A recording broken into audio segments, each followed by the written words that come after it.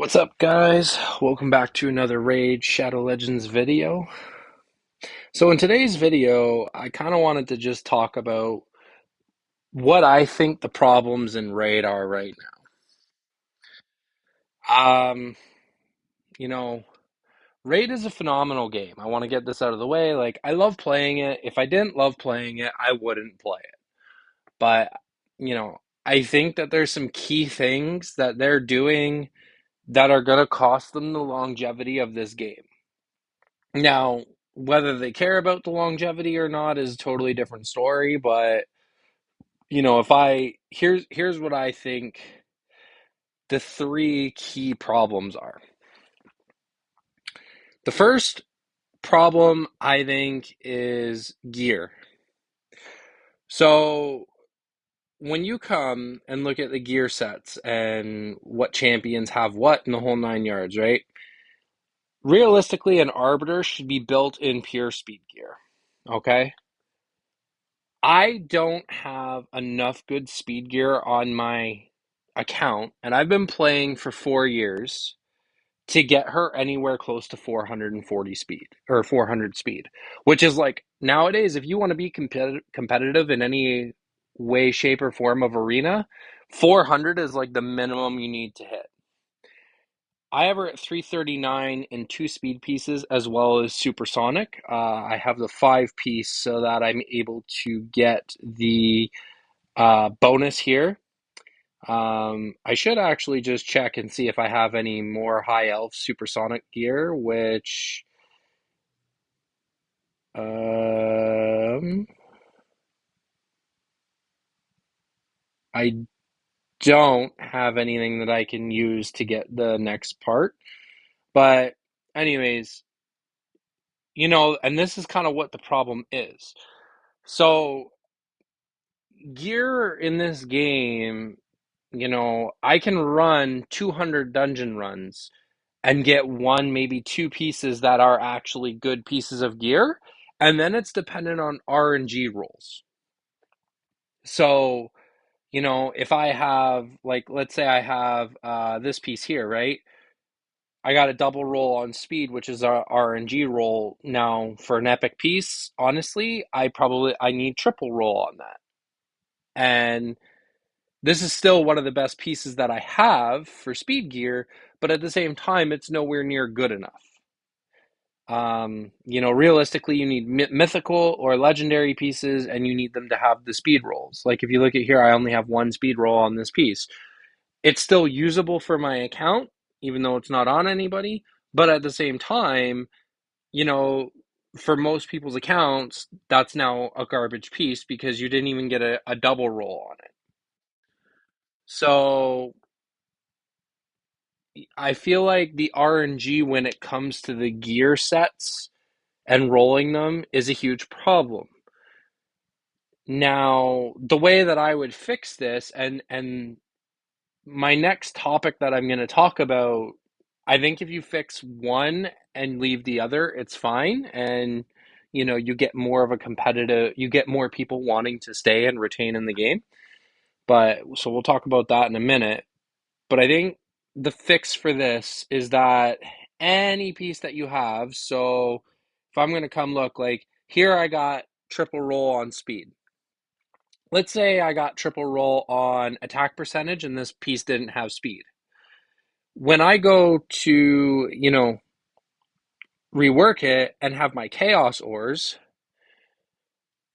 the chaos ores can now become valuable if you allow the person to choose the substat that they want to roll up. So, like I said, if this one had triple attack, I could now choose triple speed. I know that this is going to help out whales and krakens, but it helps everybody compete from a gear standpoint. And gear is so important in this game. It's so important in this game. So I think that that's a good option that they could utilize to turn around and make it so that people can stay competitive, whether you're low spender, like free to play, high spender, whatever, right? Because at the end of the day, the people that spend the money in the game are going to have the better gear and the better champions to go against than, somebody who's a low spender or free to play. So I think that that's one way of doing it where, it would really, really help out the game's longevity. And that's just around gear. So the next topic is actually champions. Okay. The power creep in this game with champions is absolutely unreal. And I feel like that's probably one of the things that's killing Raid the most. I don't have any mythical champions at all, but mythical champions are just absolutely dominating the game. They are so powerful when it comes to their having the multiple forms, their multipliers, everything. They are the new um, pieces in the game that if you want to stay competitive, you have to have them. And the only people that are really getting these are people who are lucky or people who are spending tons of money in the game. I know shards is a huge revenue for Plarium, and I know that at the end of the day, they don't they're here to make money. That's what it is, right? Like this is a game that they're here to make money for. But the power creep with mythicals has been a lot on people's accounts. When I go into live arena or anything like that, and I see somebody that has, say, like Siegfried or Gizmak, just for example, I'm like, I'm screwed. I've lost. My win percentage rate, you know, is probably around 20% if they have one mythical, and it's probably like 5 to 10% if they have two mythicals. Because I don't have champions in the gear that I need, and I don't have champions, period. So, like, if you look, like, I missed out on White King Narcisse because I wasn't willing to spend the money, but he's like a top tier champion, top tier nuker. I do have a Georgid, which is great because I got very lucky, but if you look at it, like, for example, like, let's look at a Trunda. She used to be the queen of Arena, and now she's the queen of Hydra.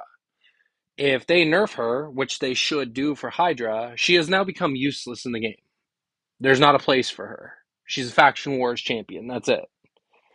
And I understand that metas and things will change, but to me, the only two, and they're my two most wanted non-void champions that are usable in the game in multiple areas, are Harima. She's still used in lots of high-end arena teams, and Rotos. Okay, I think that Rotos, you know, when it comes down to it, like he's still a great champion. If you have a good build and good gear on him, he can compete against the mythicals, and he's very, very tough to kill. Aside from those, I don't see, like you have your UDKs and stuff, but actual like viable non-mythical champions and non-void champions, those are pretty much the only two that are really viable in different areas of the game. So how I would fix this if I was Plarium, we already have Shard Mercy, okay? So what I would do for people is I would create a really high mercy counter, but you get to pick a champion. You get to pick it for ancients, voids, and sacreds. Okay? So for example, I don't have Harima, right? She is my most wanted non-void champion. So let's say that I turn around and I go, okay, my mercy counter for is, after 100 sacreds, I'm guaranteed to get 100 pull Harima. Let's just say. So I put her in as that mercy counter. If I pull her beforehand, I'm not going to be upset about it. I just got her sooner. So I'm going to be happy about pulling her. And then the mercy counter resets. You turn around and you look at it that way when I hit pulling 100 sacred shards, I know I'm getting a valuable champion in the game. If you decide partway through that you want to switch your champion out, it resets your mercy, unfortunately.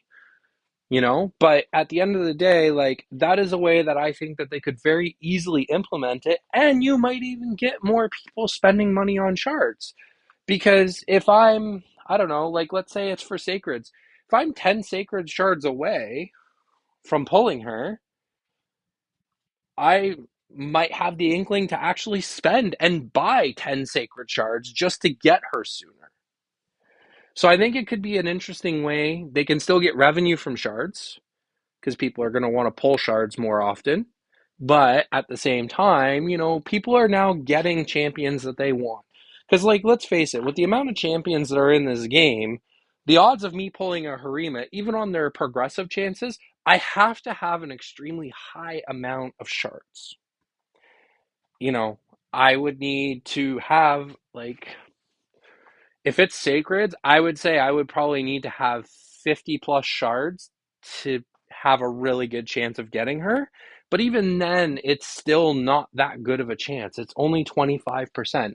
So even after I pull a couple legendaries, because you got to remember, I can pull 20 sacreds, or you can pull 20 sacreds, and you're not even guaranteed to get a legendary at that point. So I think that that could be a very interesting way of helping the game with longevity because at least then you're getting the champions you want. Sure, by the time I pull, say, 300 voids or something like that, White King Narcies might not necessarily be viable anymore. But at the same time, at least then I have him for tag team. At least I still have him and he can still be somewhat viable in the game. He might not be the most viable, but he's still somewhat viable. And I think that that's a really good way to get around it. The last thing I'm going to say, it's the new content. They've, dropped all these things. Siege mode is a disaster. It's terrible. I mean, I personally I can't stand it. It's so long in between. The prep phases are super long. I know that they're looking at ways of improving it. I think that it could be a great game mode because there's lots of games that have great game modes like this in their games and they're extremely successful. But unfortunately for Raid, they've really, really dropped the ball on this one. Um, it is not a good game mode at all. It's not fun. It's it is not a fun game mode, unfortunately. So I'm really not too sure what they could do to improve it. Obviously, doing some better in-game mechanics for Siege, like with being able to make sure people know where they're going, better communication, things like that. If it happened a little bit more often, maybe it would be okay. Um, I think, oops, I definitely did not want to purchase that. Thank you for the pop-up Splarium. But I do think that the Void Demon Spawn champion that they have, really good champion. Going to be great for Hydra. Great for Arena, I think. Love the reward. The new gear set, again, I'm not really. You already kind of know my opinion on the gear sets. Like, they keep bringing out new ones, and there's a lot of gear sets now in the game that are useless. So I'm not really fussed about that. But I don't know. I don't know what they can do to improve Siege other than some of the things that I just mentioned, but it's got to be better. And the last content that they did was Curse City. And Curse City is shit. It's terrible. I hate doing it. I'm going to be forever trying to get Carnage. I'm going to be forever being able to beat Amius on a consistent basis. Um, you know, he they have made him so overtuned. Like, if you even come over here and look, nobody in my clan has beat him yet.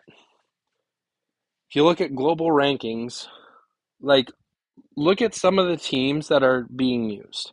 This guy beat it in 4 turns with 2 ally attackers, a +4 6-star Awakened Turvold.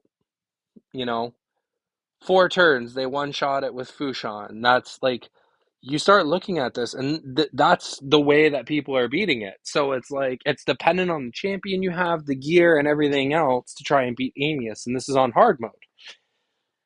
And I know that everybody's going to turn around and go, oh, well, why don't you play normal? But normal mode is, the rewards there are crap. They're garbage. There's no point. There's literally no point in doing it. It is literally a waste of time in the game to try and play it on normal mode because the gear that you get is going to be so superseded by other pieces of gear. Like I can sit there and I can farm. So I've been doing Doom Tower because you can get lethal gear right now. As great as Merciless gear is, lethal gear and even like reflex gear, right? So the lethal gear is right here. You can farm it for free in Doom Tower. And then you can turn around, you can come to a dungeon and you can farm and try and get reflex gear, especially when it's on like one of those 2 times events. Those gear sets are going to be better at 5 and 6 star than what Merciless is at, you know, 4 star and stuff. So I there's no point in farming it on normal. You need to farm it on hard. And like unless you're super early game, but if you're super early game, sure you can get some of the Merciless gear and the supersonic gear and it will help your account, but you're never going to be Amius to get all the accessories and stuff like that. So I think that I think Curse City and having another boss and everything else and using specific faction champions and stuff, it's a really cool concept, but they have made the boss so overtuned and so powerful and made it so champion and gear intensive to be able to beat him that, you know I can beat him on one rotation. That's it. I've been playing this game for 4 years, over 4 years now, and I can beat him on one rotation because my gear and the champions that I've pulled and everything else are not where that they need to be able to compete consistently. And that's kind of my rant about this game right now, and this is why I don't think that the longevity of it is going to be there. I don't think I'm ever going to stop playing Raid because I just do love the game that much. There's so many different things that you can do with champions, teams that you can build. I love the versatility of it. I come from a background in Star Wars Galaxy of Heroes. I don't know anybody if anybody listening plays that game, but the issue that I had with that game was when they brought out Galactic Legend Champions or whatever they are, there was free to play counters, and then they nerfed all the free to play counters because they wanted you to spend 2 grand to get the champion on release day, or spend the next year farming everything you needed to be able to get the champion. And when they did that, I was out because I was just like, there's absolutely no point in doing this. Like, like it's too much of a grind, and there's no way to progress. Raid, there's always the chance of progression. But unfortunately, I just don't.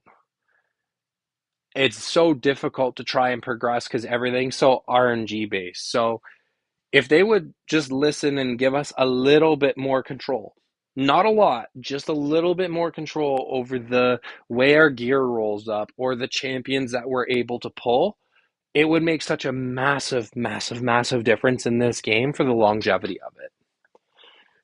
Anyways, those are kind of my things that I think are a little bit off about the game that I'm worried about with longevity for it and keeping players.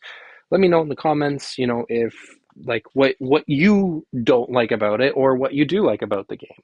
I'd love to hear your guys' thoughts and perspectives.